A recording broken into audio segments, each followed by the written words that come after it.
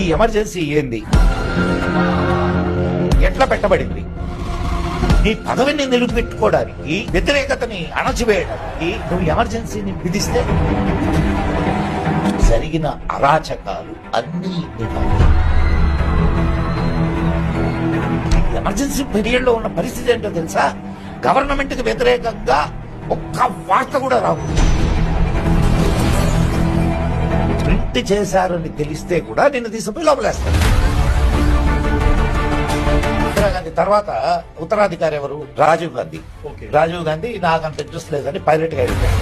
రెండో కొడుకు సంజయ్ గాంధీ. కానీ ఎంత అరాచకాలు చేశాడో తెలుసా ఆ టైంలో? You can't believe.